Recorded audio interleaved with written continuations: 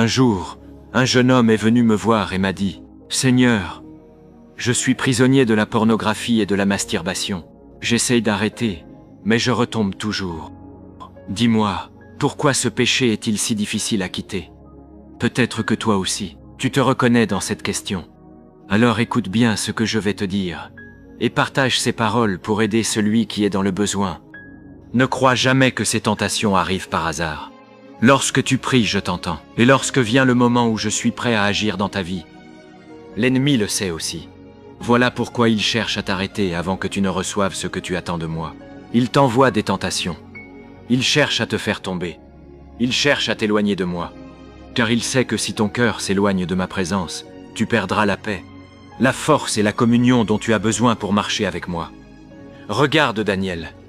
Dès le premier jour où il a prié, sa prière avait été entendue. Pourtant, une opposition s'est dressée avant que la réponse ne lui parvienne. De la même manière, lorsque tu es proche d'une victoire, l'ennemi ne reste pas sans agir. Il cherche à te distraire. Il cherche à te faire croire qu'un seul péché n'aura aucune conséquence. Mais ce qu'il désire réellement, c'est t'éloigner de moi. Car il sait que plus tu t'éloignes de ma présence, plus il devient facile de t'affaiblir. C'est pourquoi il utilise souvent les désirs de la chair pour combattre ton âme. Il sait que si tu commences à vivre dans la culpabilité, tu prieras moins, tu liras moins ma parole, tu chercheras moins ma présence. Et peu à peu, ton cœur s'éloignera de moi. Ne lui donne donc jamais cette victoire.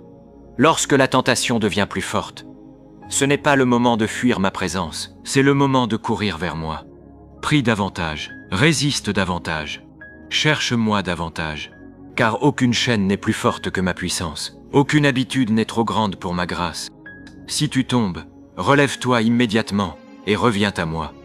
Ne laisse jamais le péché devenir un lieu où tu t'installes. Je ne t'ai pas appelé à vivre dans les chaînes.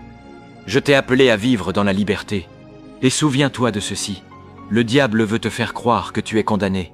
Moi, je te rappelle que tant que tu reviens à moi, avec un cœur sincère, je suis toujours prêt à te relever, à te fortifier et à te conduire jusqu'à la destinée que j'ai préparée pour toi. Un jour, un homme est venu me voir et m'a dit « Seigneur, quel conseil donnerais-tu à un jeune pour qu'il ne regrette jamais sa vie? Et quel conseil donnerais-tu à celui qui pense avoir déjà tout perdu et qu'il est trop tard pour recommencer? Peut-être que toi aussi, tu penses que ta vie est déjà gâchée à cause des erreurs que tu as commises.